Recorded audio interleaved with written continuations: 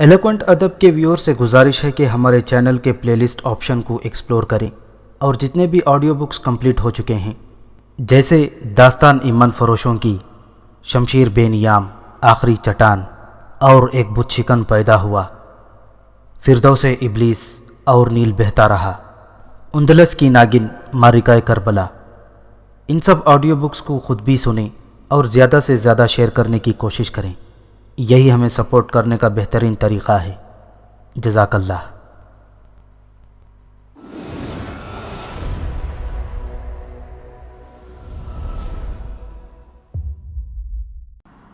काला चिराग कुछ कहते कहते अचानक खामोश हो गया। उसके चेहरे पर हवाइयाँ उड़ने लगीं। क्या हुआ? तानिया उसे परेशान देखकर खुद भी परेशान हो गई। इस असना में परों की फड़फड़ाहट सुनाई दी। यूं लगा जैसे कोई परिंदा झोंपड़ी की छत पर आ बैठा हो। लगता है बका आ गई, काला चिराग बमुश्किल बोला। अब क्या होगा? तानिया एकदम घबरा गई। ये तो बहुत बुरा हुआ, मोहसिन राव ने अफसुर्दा लहजे में कहा। मैं देखता हूँ क्या मामला है, काला चिराग उठता हुआ बोला। अगर बका आ गई है तो वो अभी तक क्यों अंदर नहीं आई? वो लरसते कदमों से दरवाजे की तरफ बढ़ा। तानिया और मोहसिन राव उसे पुरतजस्सुस निगाहों से देख रहे थे। वो जैसे ही दरवाजे के सामने पहुंचकर बाहर निकलने के लिए झुका तो एक लम्हे के लिए झिझका का झिझका रह गया। फिर वो खौफजदा होकर पीछे हटा और तेजी से उन दोनों के नज़दीक आ गया। मारे गए, काले चिराग ने ठंडा सांस लेकर कहा। क्या हुआ? कौन है बाहर? तानिया ने पूछा। हम घेर लिए गए हैं, बाहर बका के कारिंदे मौजूद हैं। और बका? मोहसिन राव ने पूछा। वो मुझे सामने नहीं दिखाई दी, बहरहाल वो भी आसपास ही होगी।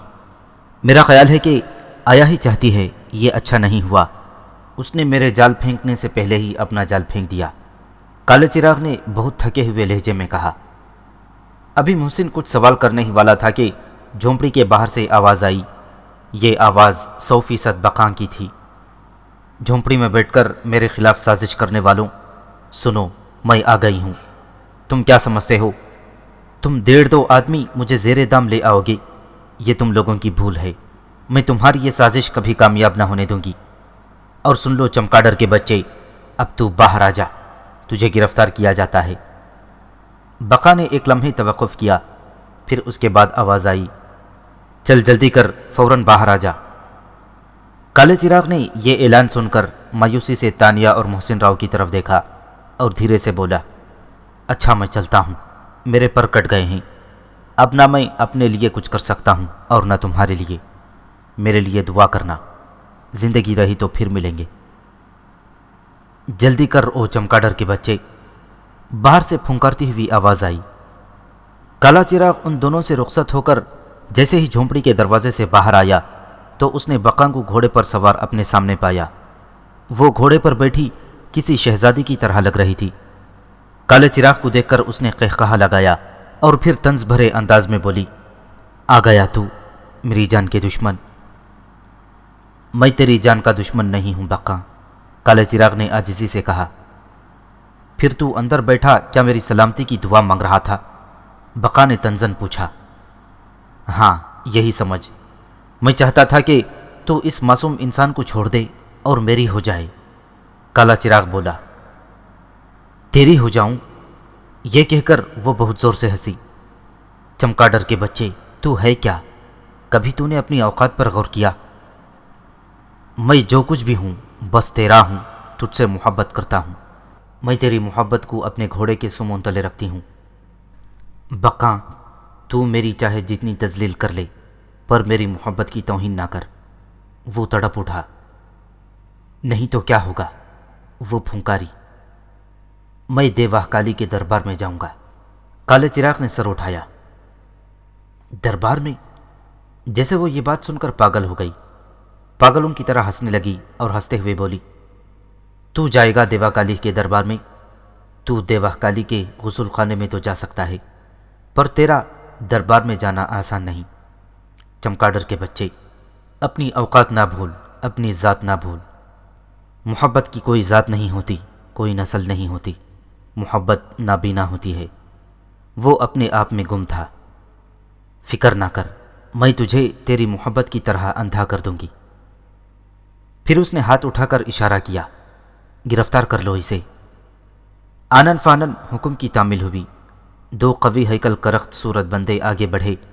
انہوں نے دیکھتے ہی دیکھتے اسے لوہے کی زنجیروں میں جکڑ دیا اور پھر اس کو کھینچتے ہوئے بقا کے سامنے لے جا کر کھڑا کر دیا۔ میں جانتی ہوں کہ تو اندر بیٹھا کیا کر رہا تھا۔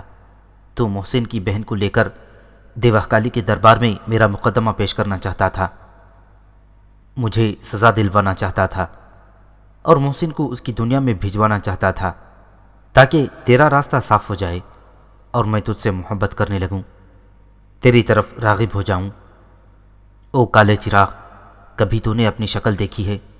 نہیں دیکھی تو کسی گندے جوہر کے کنارے کھڑے ہو کر اپنی شکل دیکھ، پھر مجھ پر عاشق ہونا۔ جاؤ اسے لے جاؤ۔ پھر وہ دونوں قوی ہیکل بندے اپنے اپنے گھوڑوں پر سوار ہوئے۔ دونوں کے ہاتھ میں زنجیر کا سرا تھا۔ دونوں نے ایک عجیب سی آواز نکال کر ایک ساتھ اپنے گھوڑوں کو ایڑ لگائی۔ گھوڑے دیکھتے ہی دیکھتے سرپٹ دوڑنے لگے۔ کالا چراغ زنجیروں میں بندھا ریت پر گھسٹتا چلا جا رہا تھا۔ بقا اس منظر کو بڑے پرغور انداز میں دیکھتی رہی، یہاں تک کہ کالا چراغ اڑتی ریت کے درمیان غائب ہو گیا۔ تب بقا اپنا گھوڑا بڑھا کر جھونپڑی کے دروازے پر پہنچی۔ تانیہ جو جھونپڑی کے اندر بیٹھی دروازے کے باہر ہونے والی کارروائی کو بغور دیکھ اور سن رہی تھی، بقا کو دروازے کے نزدیک پہنچتے دیکھ کر وہ فوراً اٹھ کر محسن کے قریب چلی گئی۔ اس کی سمجھ میں نہیں آ رہا تھا کہ وہ بقا کا کس طرح مقابلہ کرے۔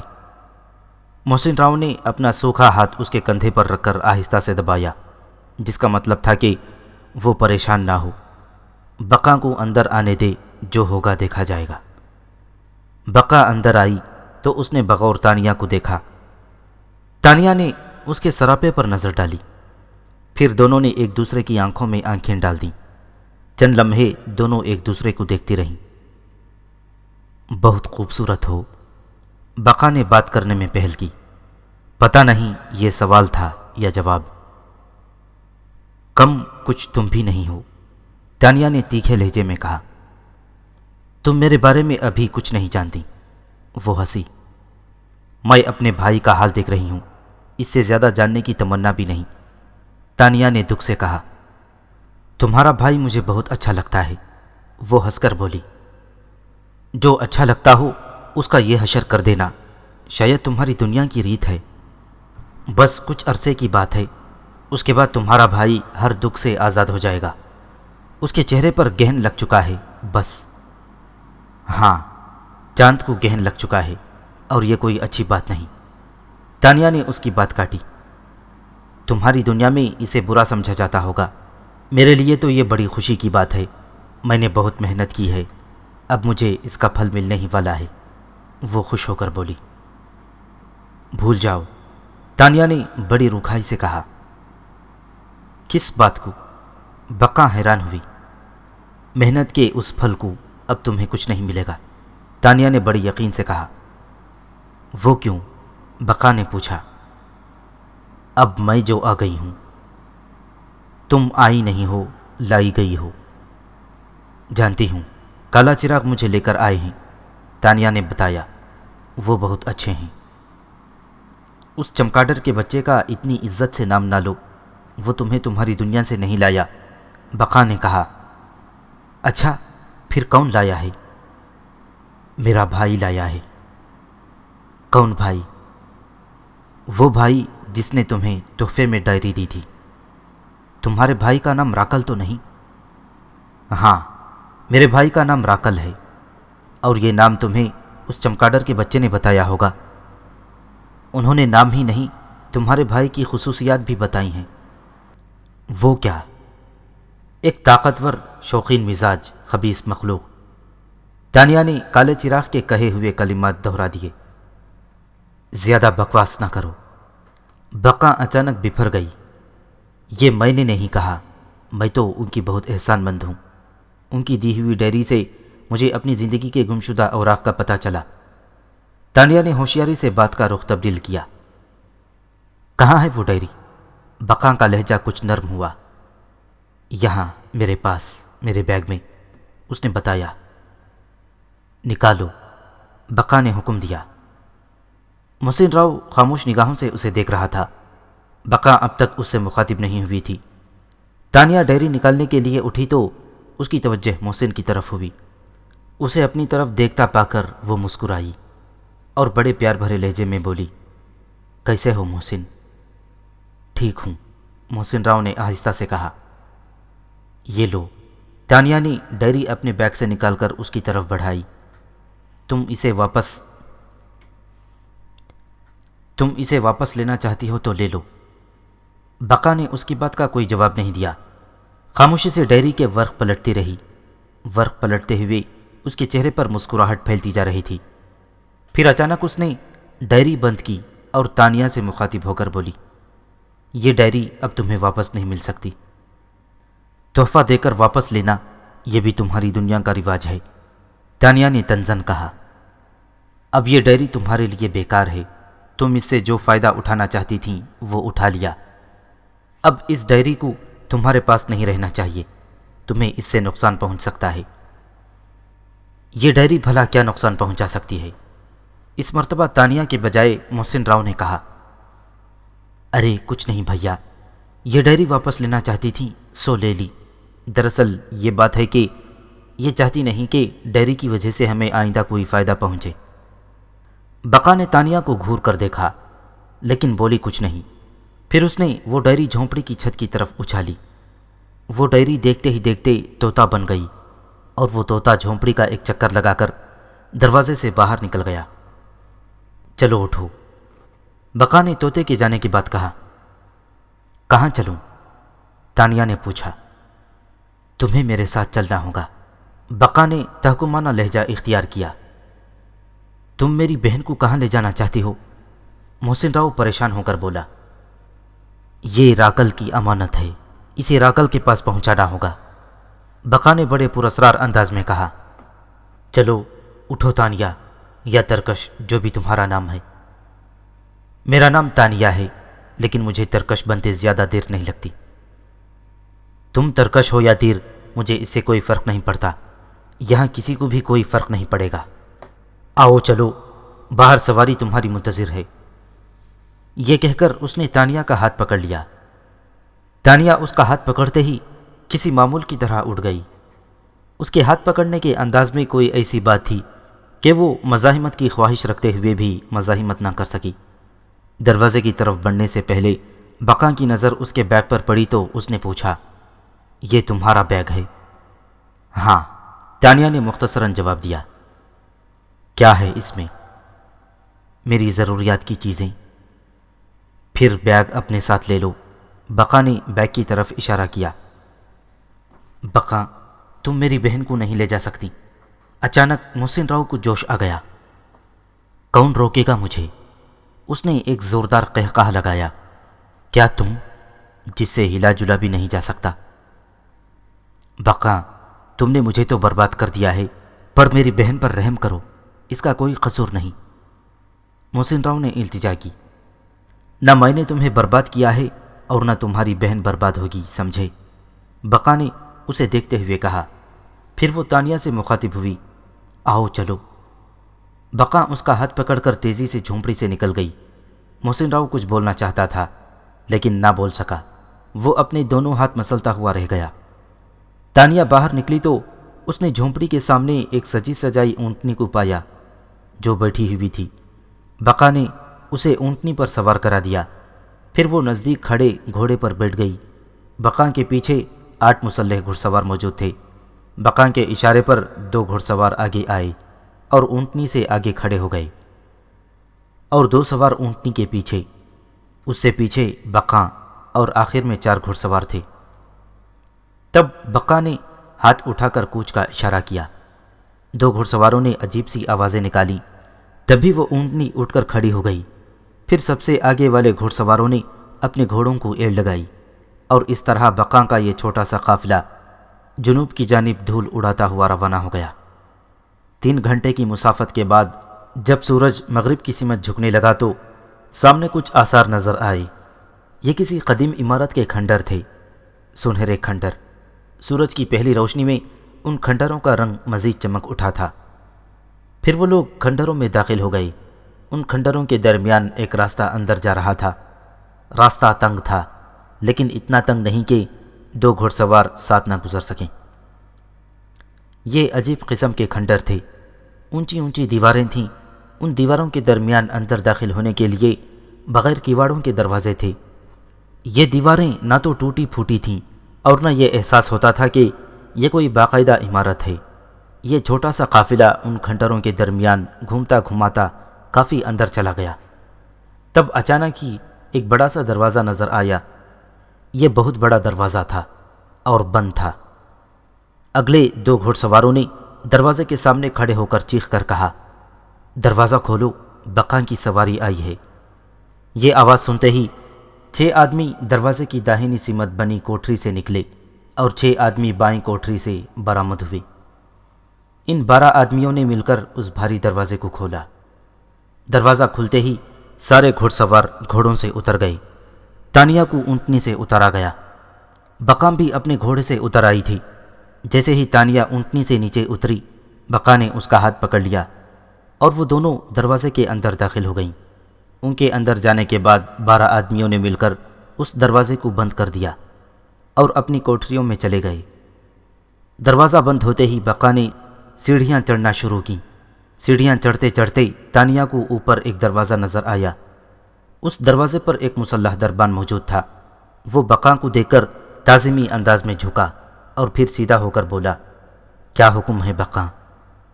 رکل سے ملنا چاہتی ہوں، اس کی امانت اسے سونپنے آئی ہوں۔ اچھا ٹھہرو۔ دربان نے آگے بڑھ کر بند دروازے پر لگی زنجیر کو ایک خاص انداز میں بجایا۔ چند لمحوں بعد دروازے میں ایک چھوٹی کھڑکی کھلی اور اس میں سے ایک شخص نے منہ چمکایا۔ ہاں، کیا کہتے ہو؟ راکل سے کہو بقا آئی ہے اور اس سے ملنا چاہتی ہے، ساتھ ہی اس کی امانت لائی ہے، دربان نے بتایا۔ اچھا ٹھہرو، یہ کہہ کر اس شخص نے فوراً کھڑکی بند کر دی۔ کچھ دیر کے بعد دروازہ کھلا۔ تانیہ کو دروازے میں سے ایک بہت بڑا الو نظر آیا جو چبوترے پر ایک ٹانگ پر کھڑا تھا اور اس نے اپنی ایک آنکھ بند رکھی تھی۔ برابر میں ایک بہت بڑا ستون تھا۔ بقا تانیہ کا ہاتھ تھامے اندر داخل ہوئی اور پھر چبوترے کے نزدیک پہنچ کر رک گئی۔ پھر اس نے سر اٹھایا، اس ایک ٹانگ کے الو کو جھک کر تعظیم کی۔ اس نے تانیہ کو بھی جھکنے کا اشارہ کیا، لیکن وہ سیدھی کھڑی رہی۔ تب اس جسیم الو نے اپنی دوسری آنکھ کھول دی اور اپنی دونوں آنکھوں سے پہلے تانیہ پھر بقا کو دیکھا۔ راکل میرے بھائی، تیری امانت لے آئی ہوں، اسے قبول کر، بقا نے بڑے ادب سے کہا۔ اس الو نے ایک ٹانگ پر کھڑے کھڑے اپنے دونوں پر کھول کر پھڑپھڑائے۔ وہ پر اتنے بڑے تھے کہ ان کے ہلنے سے بقا اور تانیہ کے چہرے پر اچھی خاصی ہوا محسوس ہوئی۔ پر پھڑپھڑانے کا مطلب یہ تھا کہ اس نے تانیہ کو قبول کر لیا ہے۔ میں تیری شکر گزار ہوں میرے بھائی۔ بقا پھر تعظیمی انداز میں جھکی۔ تبھی بڑے ستون کے پیچھے سے ایک کے بعد ایک عورت نکلتی گئی۔ وہ 7 عورتیں تھیں، سفید رنگت، گول چہرے، ایک جیسے چھوٹے قد، ایک جیسا سرخ رنگ کا لباس۔ شاید ان کے چہرے بھی ایک جیسے ہی تھے۔ اگر کوئی فرق ہوگا تو وہ ایک نظر دیکھنے میں محسوس نہیں ہوتا تھا۔ وہ عورتیں ایک قطار میں چلتی گئی۔ وہ الو کے پیچھے سے گھومتی سیڑھیاں اتر کر تانیہ کے گرد گھیرا ڈال کر کھڑی ہو گئیں۔ بقا نے ان عورتوں کے آتے ہی تانیہ کا ہاتھ چھوڑ دیا اور کچھ فاصلے سے کھڑی ہو گئی۔ پھر ان 7 عورتوں میں سے 2 نے تانیہ کے ہاتھ پکڑ لیے۔ تیسری عورت نے پشت سے اسے دھیرے سے آگے دھکیلا۔ وہ دونوں عورتیں ہاتھ پکڑے پکڑے آگے چلنے لگیں۔ باقی 5 عورتیں ان کے پیچھے پیچھے چل دیں۔ پھر وہ سیڑھیاں چڑھ کر اس الو کے پیچھے آ گئیں اور وہاں سے بہت بڑے ستون کی اوٹ میں چلی گئیں۔ تانیہ نے دیکھا کہ اس بڑے ستون میں پیچھے کی جانب ایک دروازہ تھا جو نیچے سے نظر نہیں آتا تھا۔ اس دروازے میں سے سیڑھیاں نظر آ رہی تھیں جو نیچے کی طرف چلی گئیں۔ وہ دونوں عورتیں تانیہ کا ہاتھ پکڑے نیچے اترنے لگیں۔ تانیہ کے جانے کے بعد بقا راکل سے مخاطب ہو کر بولی، راکل میرے بھائی، مجھے تجھ سے کچھ بات کرنی ہے۔ بقا کی بات سن کر اس الو نے اسے گھور کر دیکھا، پھر اپنی ایک آنکھ بند کر لی اور ساکت ہو گیا۔ بقا نے محسوس کیا کہ وہ اب یہاں نہیں ہے، لہٰذا وہ سیڑھیاں چڑھ کر ستون کے پیچھے پہنچی اور دروازے میں داخل ہو کر تیزی سے سیڑھیاں اترنے لگیں۔ یہ ایک بہت بڑا تہخانہ تھا، یہاں جگہ جگہ روشنی ہو رہی تھی۔ تہخانے میں دور تک کوئی نظر نہیں آ رہا تھا۔ وہ عورتیں تانیہ کو اپنے ٹھکانے پر لے جا چکی تھیں۔ بقا سیڑھیاں اتر کر آگے بڑھی تو اسے گول چہرے والی ایک خادمہ دکھائی دی۔ وہ اچانک ہی کہیں سے نمودار ہوئی تھی۔ وہ خادمہ بقا کو دیکھ کر ادب سے سر جھکا کر کھڑی ہو گئی۔ راکل کہاں ہے؟ بقا نے اس کے نزدیک پہنچ کر پوچھا۔ اس خادمہ نے زبان سے کچھ جواب دینے کے بجائے ایک طرف اشارہ کیا۔ بقا اس کے پیچھے پیچھے چلنے لگی۔ پھر وہ مختلف دروازوں کے سامنے سے گزرتی ہوئی ایک بڑے دروازے پر رک گئی۔ جب بقا اس دروازے کے سامنے پہنچ گئی تو وہ خادمہ الٹے قدموں واپس ہو گئی۔ بقا نے دروازے پر ہاتھ رکھا تو وہ فوراً کھل گیا۔ وہ بے دھڑک دروازے میں داخل ہو گئی۔ پھر اس نے پلٹ کر دروازہ بند کیا اور آگے بڑھی۔ دروازے سے چند قدم کے فاصلے پر پردہ پڑا ہوا تھا۔ وہ پردہ ہٹا کر اندر داخل ہوئی تو اس نے دیکھا کہ کمرے کے عین وسط میں ایک اونچی مسند پر راکل زرق برق لباس میں بیٹھا ہے۔ کمرے میں سرخ رنگ کا دبیس قالین بچھا ہوا ہے اور کمرے میں بے حد روشنی ہے۔ راکل مسند پر کسی راجا کی طرح بیٹھا ہوا تھا۔ اس کے گلے میں موتیوں کا قیمتی ہار پڑا ہوا تھا۔ گھنگریالے بال، سرخی مائل سانولی رنگت، صحت مند جسم اور ایک ہاتھ میں سانپ کی طرح بل کھایا ہوا عصا۔ وہ بقا کو دیکھ کر مسکرایا۔ بقا اسے دیکھ کر مسکرائی اور اس کے قدموں میں بیٹھ گئی۔ میرے بھائی وہ کہاں ہے؟ بقا نے پوچھا۔ کون؟ تانیہ؟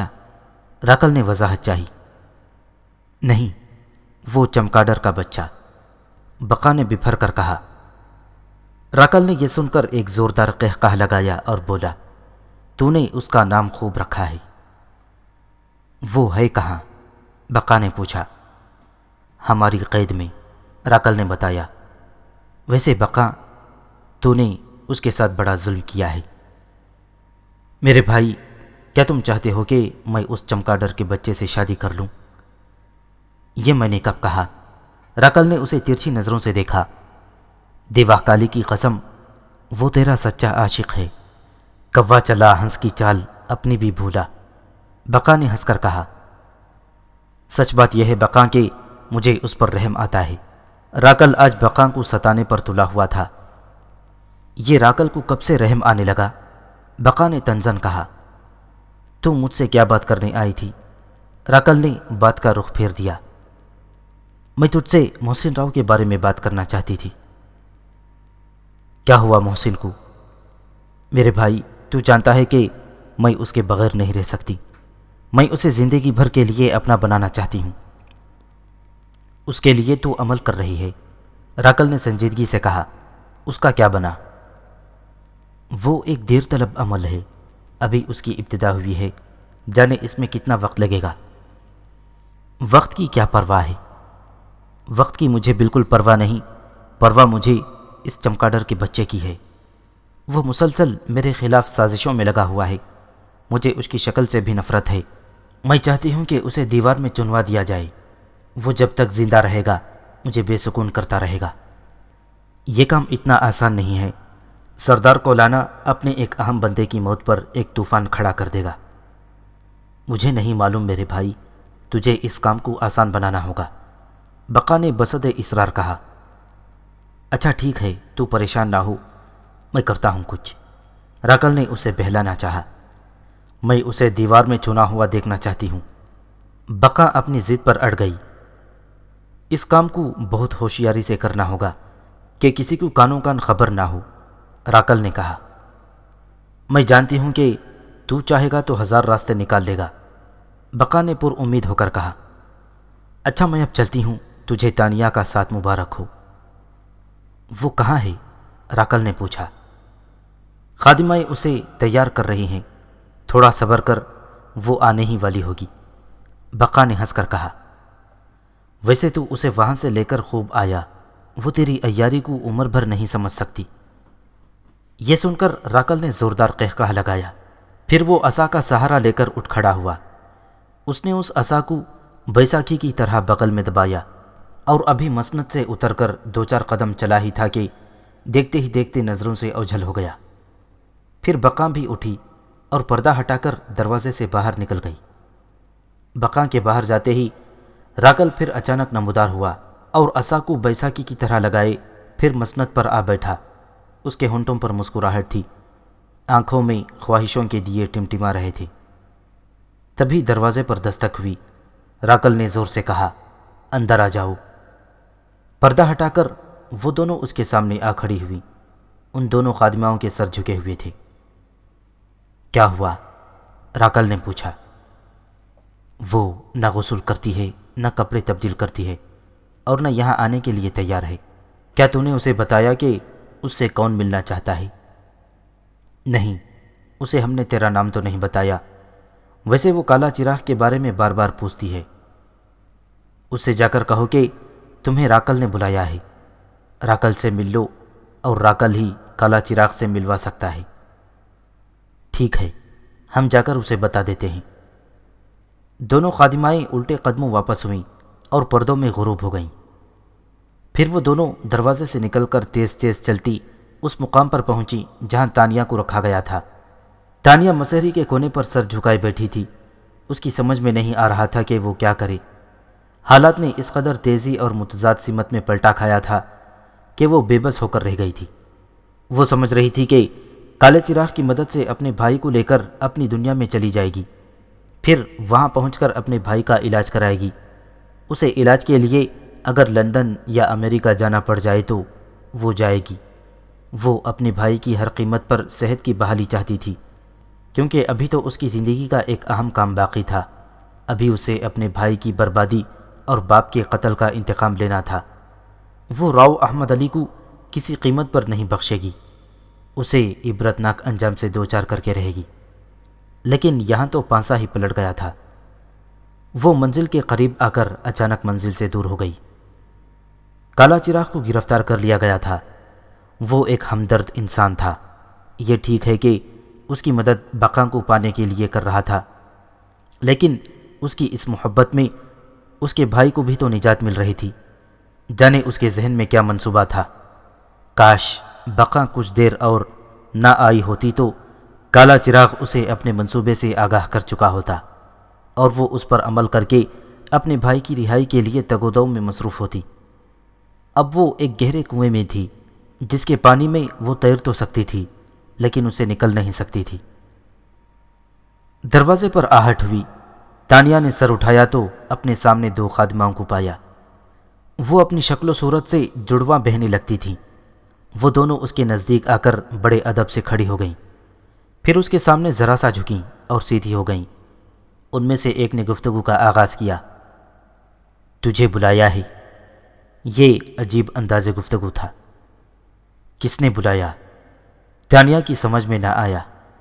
राकल ने। तो चलो। तानिया ये सुनते ही अपना बैग कंधे पर डालकर चलने के लिए तैयार हो गई। ऐसे नहीं। फिर कैसे? पहले गुस्ल कर लो, तुम थक गई होगी। गुस्ल करके कपड़े तब्दील कर लो, फिर चलो। नहीं, मैं थकी नहीं हूँ। मैं फ़ौरन राकल से मिलना चाहती हूँ। मेरा भाई सहरा में जाने कैसे होगा। हमें नहीं मालूम कि तू क्या कह रही है। खादिमा की समझ में ना आया। तुम्हें समझने की ज़रूरत भी नहीं, तुम लोग बस मुझे राकल के पास ले चलो, उसने कहा। इस तरह राकल नाराज़ होगा। तू उसका हुक्म मान लेगी तो वो तुझे काला चिराग से मिला देगा, उनमें से एक ने कहा। ये राकल ने कहा है। खादिमा ने मानखीज़ अंदाज इख्तियार किया। खादिमा के इस जुमले से तानिया को राकल की नीयत का अंदाज़ा करते देर न लगी। एकदम उसका दिमाग खुल गया। उसने गुस्से से उन दोनों खादिमाओं को देखा और बोली, राकल से जाकर कहो कि उसने आने से इनकार कर दिया है। नहीं, ऐसा ना कर, खादिमा सहम कर बोली। तो उसके गुस्से से वाकिफ़ नहीं। जो मैंने कहा है वो उसे जाकर बता दो। रह गया उसका गुस्सा तो वो मैं देख लूँगी, उसने मुझे क्या समझा है। एक मर्तबा और सोच ले। दोनों खादिमाएँ जाते जाते रुक गईं।